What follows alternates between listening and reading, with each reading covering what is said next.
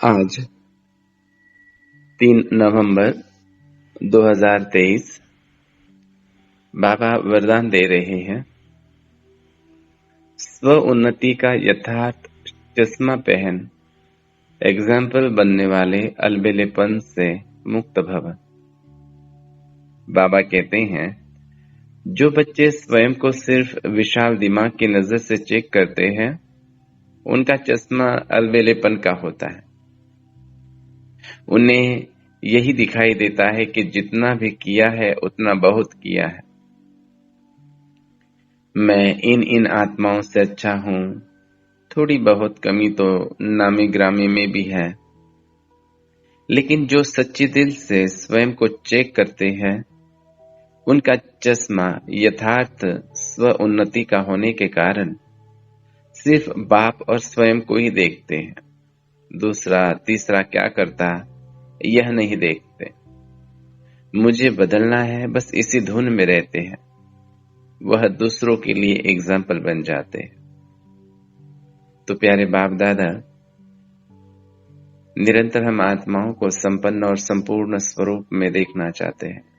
आप समान स्वरूप में देखना चाहते हैं। और बच्चों की थोड़ी भी कमी जब बाप दादा को दिखाई देती है तो बाप दादा को रहम आता है, दया आती है बच्चों पर।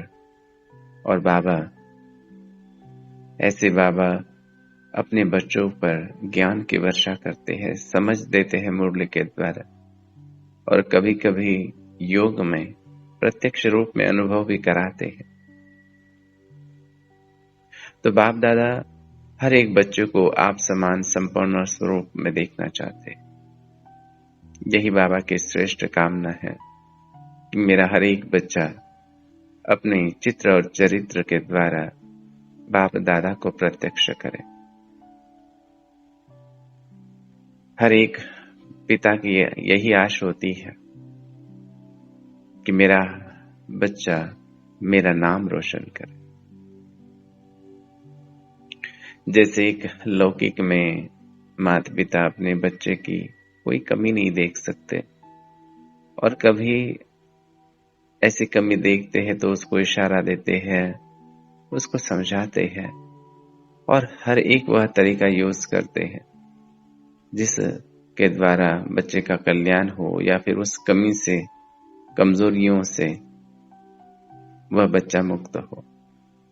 बाबा तो पतियों का पति, पिताओं का पिता है, परम पिता है, परमात्मा है। तो अपने बच्चों की कमी कैसे देख पाएंगे? इसलिए रोज हमें ज्ञान रत्नों से भरपूर करती है। रोज नई नई विधि से हमें संपन्न और संपूर्ण बनाना चाहते हैं, बनाते हैं। और आज बाप दादा जब देखते हैं कि बच्चे अलबेले हो रहे हैं, अलबेले के या फिर अलबेलेपन के अनेक कारण होते हैं। उसमें से एक ये भी कारण होता है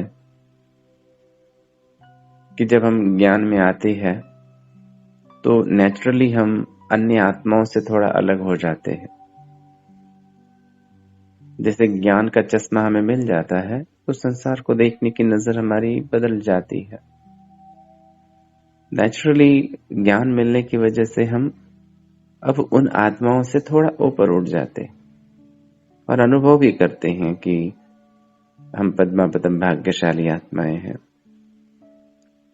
अब हमारी दिनचर्या बदल गई, हमारा खान पान, हमारा रहन सहन, हमारा उठना बैठना, हमारे हर कर्म सब बदल गए, सब महान और श्रेष्ठ बन गए। अब हमें एहसास हो गया, अनुभव हो गया, या फिर कहेंगे कि रियलाइजेशन हो गया स्वयं का कि मैं तो प्योर आत्मा हूं, गुणों का स्वरूप हूं, और ये जो भी वर्तमान समय में ये जो अवगुण दिख रहे हैं, ये मेरा वास्तविक स्वरूप नहीं है। यह जो विकार है, यह भी मेरा वास्तविक स्वरूप नहीं है। अर्थात विकार दिखाई दे रहे हैं, अवगुण दिखाई दे रहे हैं, लेकिन उन विकारों पर, अवगुणों पर भी मैं विजय प्राप्त करने वाली विजयी रतन आत्मा हूं, ये निश्चय है। और फिर हम अपने ईश्वरीय जीवन में इस यात्रा में चल रहे हैं, संपूर्णता के सफर में आगे बढ़ रहे हैं, बाप समान स्वरूप बनना है, इस लक्ष्य को लेकर आगे बढ़ रहे हैं। और बाबा भी निरंतर हमें ज्ञान और योग से भरपूर करते हैं, शक्ति देते हैं, ज्ञान की वर्षा करते हैं। परंतु चलते चलते आगे बढ़ते बढ़ते कहीं ना कहीं आत्माएं थोड़ा कुछ अहम आ जाता है, या फिर थोड़ा अहम की वजह से ही अलबेलापन आ जाता है। एक जो चित्र हम लोगों ने देखा है जो बाबा की प्रदर्शनी में बना हुआ है, जिसमें एक व्यक्ति निकलता है, विकारों पर जीत की वो यात्रा है उनकी, बाबा की तरफ निकलता है तो पहले काम, फिर क्रोध, फिर लोभ, फिर मोह, और लास्ट में अहंकार की सीढ़ी दिखाई है, या फिर वो अहंकार की अग्नि दिखाई है। तो जो उस अहंकार की सीढ़ी को पार करता है वह फिर बाप सन्मान बन जाता है, बाप दादा के पास पहुंचता है, क्योंकि हम आत्माओं का ही लक्ष्य है निराकारी, निर्विकारी और निरअहंकारी। निरअहकारिता लास्ट में है। जैसे बाबा में कोई अहंकार नहीं, सारे सृष्टि का पालन करता वो है, विश्व रचयिता वो है, सारा ड्रामा का करण करावनहार बाबा कहते हैं मैं हूं। तो इतना बड़ा होने के पश्चात भी, निर्माता होने के पश्चात भी बाबा को कोई अहम नहीं है। तो ऐसे बाप समान निरहंकारी बनना है। लेकिन कई बच्चे बाबा के थोड़ा कुछ आ जाता है तो फिर कहीं ना कहीं थोड़ा अहंकार आ जाता है। अहंकार भी वो समझ में नहीं आता,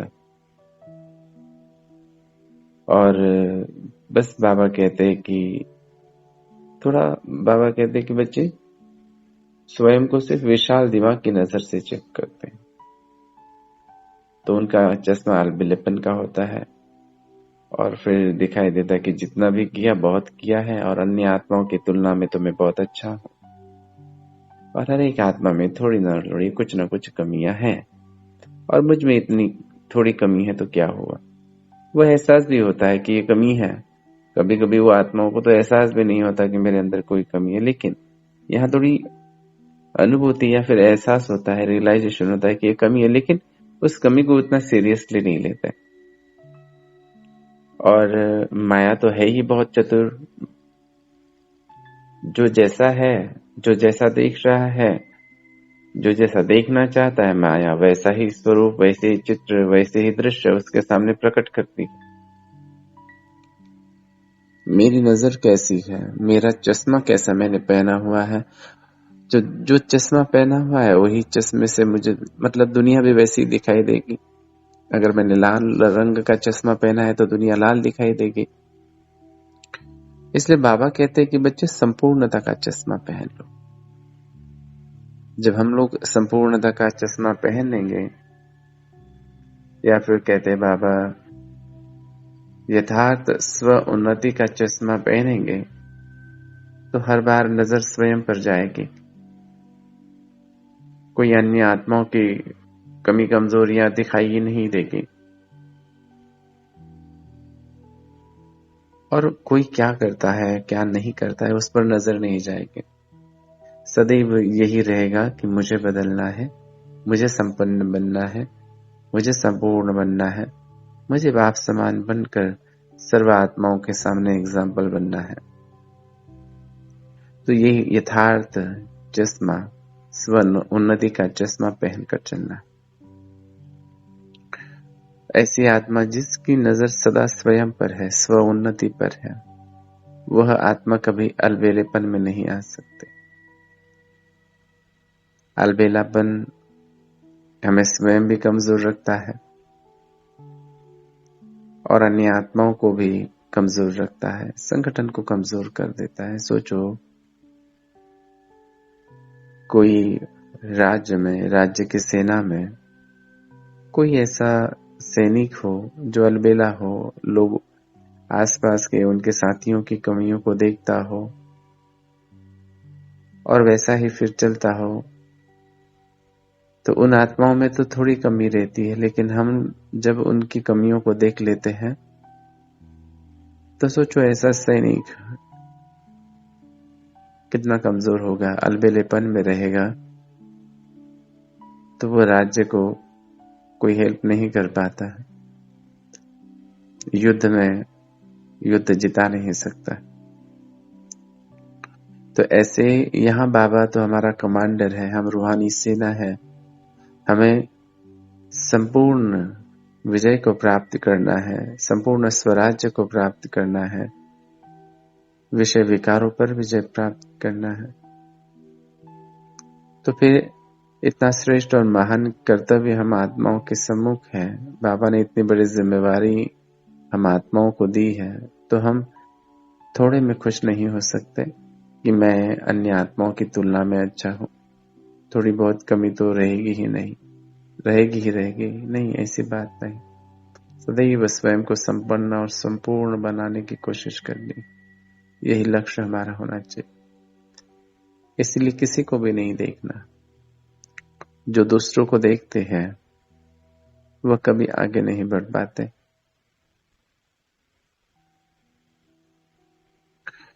बाबा के समय की एक बात है, मैं भी कोई क्लास सुन रहा था,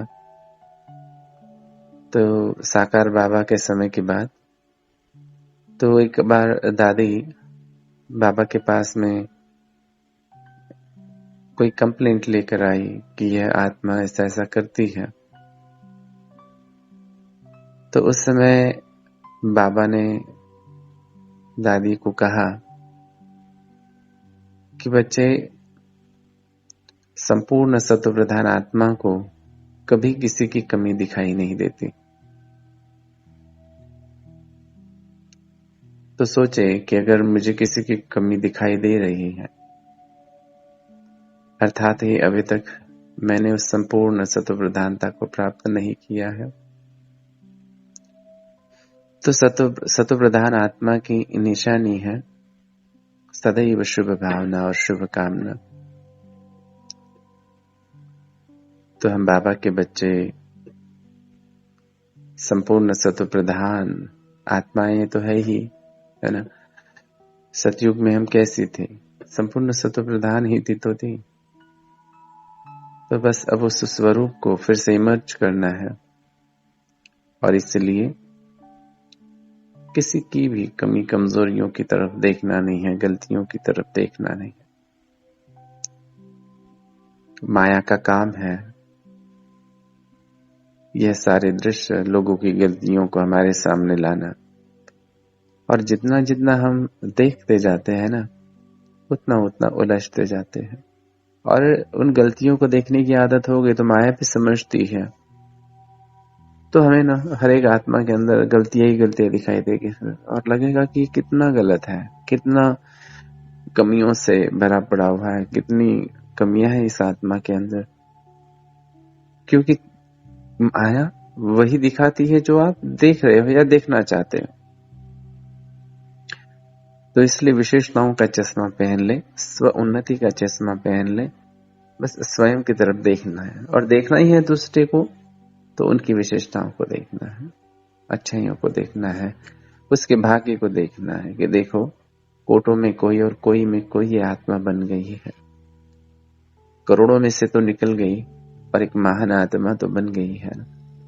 तो उसके श्रेष्ठ भाग्य का ही दर्शन करना है, उनके श्रेष्ठ गुणों का ही दर्शन करना है। तो बाबा कहते जैसा दर्शन वैसा ही जीवन। जो चीज आप बार बार देखते हो वैसे आप बनते जाते हो। तो अगर हमें संपन्न और संपूर्ण बनना है तो निरंतर अन्य आत्माओं की विशेषताओं को देखना है।